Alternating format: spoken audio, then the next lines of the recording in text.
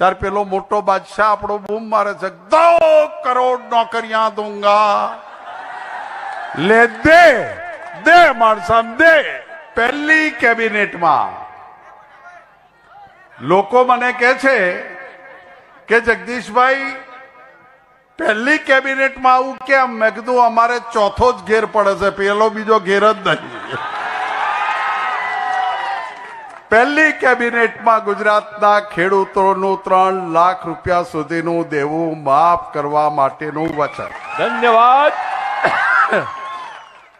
આ બેન દીકરીઓ બેઠા છે, પૂછો એમને દીકરીને ભણાવવું કેટલું કાઠું છે, દીકરાને ભણાવવું કેટલું કાઠું છે. ગુજરાતમાં કોંગ્રેસની સરકાર બેસે એના 1 મહિનામાં કોઈ પણ સમાજની કોઈ પણ દીકરીને પહેલા ધોરણથી જેટલું ભણવું હોય એટલું ભણે. કન્યા કેળવણી મફત. ખેડૂતને વીજ બિલમાં રાહત. અત્યારે જે દવાખાનું આવે છે, સામાન્ય તાવ આવે તો 15-20 હજાર રૂપિયા થાય છે. ઘરના છોકરાઓ જે ગલ્લો રાખતા હોય એ ગલ્લો ફોડીએ ત્યારે તો દવાખાનાનું બિલ ભરાય છે. અને એટલે 10 લાખ રૂપિયા સુધીનો કોઈ પણ મોટો રોગ થાય, કોઈ પણ મોટા ઓપરેશન કરવા પડે અને દવાખાનું થાય ત્યારે 10 લાખ સુધીનું દવાખાનું મફતની ગુજરાતનો પ્રદેશ પ્રમુખ જાહેરાત કરે છે. એ ગુજરાતના જેટલા પ્રજાજનો છે એનો જેટલો પ્રીમિયમ ભરવાનું થશે એ કોંગ્રેસની સરકાર ભરશે. 3000 માધ્યમિક શાળાની સ્કૂલો બનાવવા માટે અંગ્રેજી માધ્યમિક શાળાની સ્કૂલો બનાવીશું. કોરોનામાં જે ગુજરી ગયા, જેના પરિવારનો કમાતો દીકરો ગુજરી ગયો, જેના પરિવારમાંથી એક આધાર હતો એ ગુજરી ગયો, એને લાભ તો કઈ ના આપી શકીએ. અને આપણે ભાજપની સરકારમાં માગણી મૂકી હતી 4 લાખ રૂપિયા આ પરિવારને તમે સહાય ચૂકવો.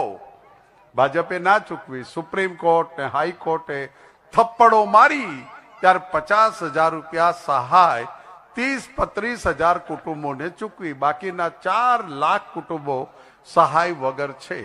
હવે આપણે ભાજપમાં જયારે માગણી મુક્તિ આવે ત્યારે આપણી સરકાર આવે ત્યારે કરવું પડે કે નહીં? અને એટલે 4 લાખ રૂપિયા કોવિડમાં જે લોકો મૃત્યુ પામ્યા છે એને 4 લાખ રૂપિયા આપવાની કોંગ્રેસ જાહેરાત કરે છે. આ પોલીસ પરિવાર કોરોનામાં કામ કરતો હતો, આરોગ્યના કર્મચારી કામ કરતા હતા, પંચાયતના કર્મચારી કામ કરતા હતા, હોમગાર્ડ અને અન્ય કર્મચારી કામ કરતા હતા. ચાલુ નોકરીએ જેને કોરોના થયો અને ગુજરી ગયા એના ઘરમાંથી એક સરકારી નોકરી આપવાની કોંગ્રેસ જાહેરાત કરે છે. તમારે માણસામાં સરકારી નોકરીઓની પરીક્ષાઓની તૈયારીઓ છે, કેવી ચાલે છે? થોડું થોડું ચાલે છે, ફોર્મ ભરાય છે. બાબુજી કેટલા ગામ આવ્યા હશે? કેટલા ગામ આવ્યા હશે? 105 ગામ આવ્યા છે. આ 27 વર્ષમાં આ માણસાના 100-125 ગામ બેઠા છે. આ બેઠા એના ઘરમાંથી, એના ફળિયામાંથી કોઈ એક પોલીસ વાળાને નોકરી મળી હોય તો હાથ ઊંચો કરીને મન કહો. એકે નહીં મળી. એકે તલાટી બન્યો, એકે દીકરી ગ્રામ સેવકમાં આંગણવાડીમાં ગઈ ત્યારે પેલો મોટો બાદશાહ આપણો બૂમ મારે છે, 2 કરોડ નોકરિયા દૂંગા. લે દે દે માણસા દે.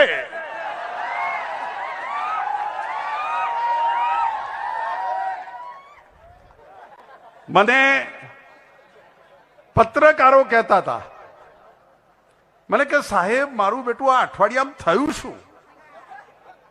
કોંગ્રેસ ક્યાંય નથી દેખાતી, કોંગ્રેસ સિવાય હવે બીજું કઈ નથી. મેં કીધું પેલા બાદશાહ દિલ્હીથી આવીને બોલ્યા હતા, આ વખતે કાળજી રાખો, કોંગ્રેસ ખાટલા બેઠકો કરી રહી છે, ધીમે ધીમે કંઈક સળવળાટ કરી રહી છે. કરી નથી રહી, ગોઠવણ કરી દીધી હતી હવે તો. અને ગોઠવણો કરવામાં કોંગ્રેસને તમે ના પહોંચો. તમારે તો 60 કિલોમીટર ગયા પછી ચોથો ઘેર પડે છે, અમારે પહેલો બીજો છે જ નહીં, સીધો સુરેશભાઈ પંકજભાઈ ચોથામાં નાખે છે. અને એટલે આ બહેનોને પૂછો કે દીકરી 22-23 વર્ષે વિધવા થાય તો શું પરિસ્થિતિ છે? 2-3 દીકરાની માં હોય, 22-23 વર્ષે દીકરી વિધવા થાય, પિયરમાં એનું નભાવે એવી વ્યવસ્થા ના હોય, સાસરીમાં એના પરિવારને કેમ ચલાવવો એની ચિંતા હોય, અને એ દીકરીઓને જે કામ કરવું પડે છે, જે મજૂરી કરવી પડે છે, અને બાળકોને મોટા કરવા પડે છે, એ દીકરીઓ માટે કોંગ્રેસ નક્કી કરીને આવી છે કે આજે જે વિધવા સહાય લેતા લેતા હાથ ભાવ બગડે તો એ સહાય નથી મળતી, એટલા કાગળો કરવા પડે છે. તલાટીનો દાખલો ને એના વાહના 2 જણા સહી કરીને આપે કે આ વિધવા દીકરી આ દિવસે એના પતિનું મૃત્યુ થયું છે, આજે વિધવા સહાય મળે છે, એના કરતા 4 ગણી વિધવા સહાય આપવાનું કોંગ્રેસ વચન આપે છે.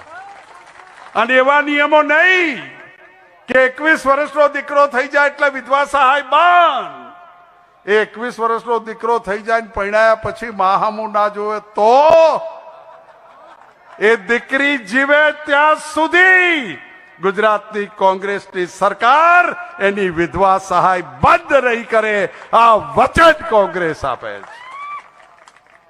આ દીકરીઓની સામે જોવો તો ભગવાન રાજી રહે, પણ પેલા તો ઉદ્યોગપતિઓની સામે જોઈએ, માલદારમાં લોકોની સામે જોવે. અને એટલા માટે બધા કહેતા હતા કે કોંગ્રેસ વેચાઈ ગઈ છે, કોંગ્રેસમાં કઈ દમ નથી, કોંગ્રેસમાં નેતાગીરી નથી.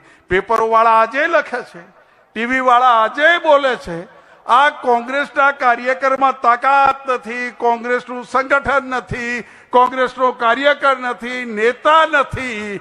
તો આખા દિલ્હીનો જે મોટો બાદશાહ અને વજીર આજે જે માણસામાં આવ્યો છે, એ આખા દેશની સરકાર ભાજપની જેટલા મુખ્યમંત્રીઓ છે એટલા મુખ્યમંત્રીઓ એના બધા કેબિનેટ સાથે કોંગ્રેસ ક્યાંય નથી તો ગુજરાતમાં 1 મહિનાથી જખ મારે છે. કોંગ્રેસ છે અને અઠવાડિયાથી ઊંઘની ગોળીઓ લે છે તો ઊંઘ આવતી નથી. અને ઊંઘ હરામ ગુજરાતના સામાન્ય માણસોએ કરી નાખી. આ ભાજપની ઊંઘ હરામ આ બેરોજગાર યુવાનો અહીં જે કરે છે ને એને કરી નાખી. આ નાના વેપારીઓ જે માણસાના બજારમાં જીએસટી ના નામે ટેક્સ ઉઘરાવી અને વેપાર રોજગાર માણસાનો ખતમ કરી નાખ્યો, એ માણસાના વેપારીઓએ આ ભાજપની ઊંઘ હરામ કરી નાખી છે કે આવવા દો 5મી તારીખે ભુક્કા બોલાવી દઈશું, ભુક્કા બોલાવી દઈશું. અને એટલે જ તમને બધાને વિનંતી કરવા માટે આવ્યો છું. હાકોટા પડકાર ખૂબ આપણે કરીએ છીએ. બાબુજી ભાઈને કેટલા 2-5 હજાર મતે જીતાડશો? 25, 20, 22 2022 તો 22,000 મતથી વધારે તમે જીતાડશો એવું ગીતાબેન કહે છે. અહીંયા વિધાનસભામાં મતદાન સુરેશભાઈ કેટલા ટકા થાય? 65-70. લોકસભામાં કેટલા ટકા મતદાન થાય છે? 50-55. તાલુકા પંચાયત જિલ્લા પંચાયતમાં મતદાન કેટલું થાય છે? 90%. અને સરપંચની ચૂંટણી મતદાન કેવું થાય છે? 95%. આ તમારે સરપંચની ચૂંટણીમાં 95% ગામમાં મતદાન કરો અને બાબુજીનો કોંગ્રેસનો વારો આવે તો 60-70% કરો, કઈ મેળ આવે ખરો?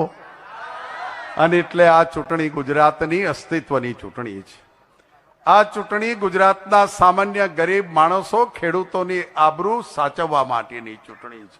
આ ચૂંટણી એક બાજુ દેશના પૈસા લખ લૂંટ પડ્યા છે, સોના ચાંદીની ઈંટોથી ભરેલા એમના ભંડાર ભાજપના પડ્યા છે, ભાજપ પાસે દેશની સત્તા છે, ભાજપ પાસે ગુજરાતની સત્તા છે, ભાજપ પાસે બીજા રાજ્યોની સત્તા છે. એક બાજુ આટલું બધું છે ને એક બાજુ સામાન્ય લોકશાહીમાં માનવાવાળી પ્રજા, સામાન્ય પ્રજા બેઠી છે ને લલકારે છે કે તારા રૂપિયા, તારો સત્તા અને તારા વૈભવમાં જો લોકશાહીમાં આ લોકો વડે બનતી સરકાર તારા ભાજપના ભૂક્કા ના બોલાવી દે તો અમને યાદ કરજે.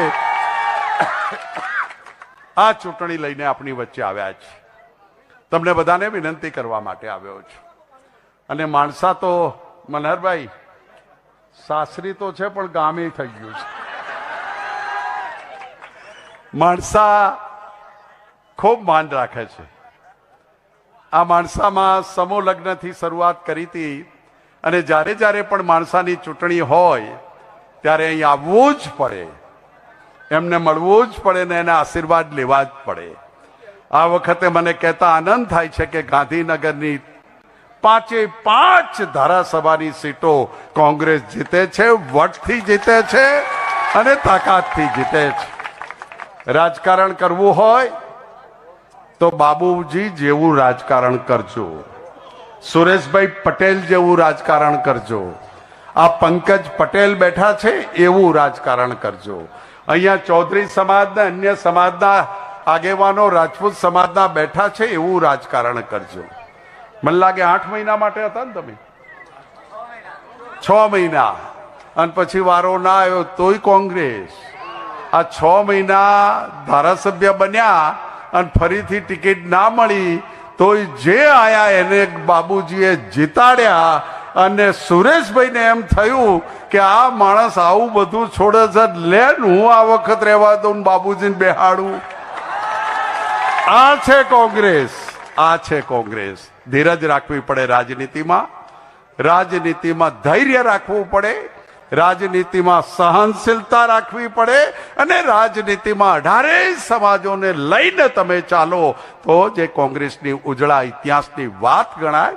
અને એટલા માટે તમને સૌને વિનંતી કરવા માટે આવ્યો છું.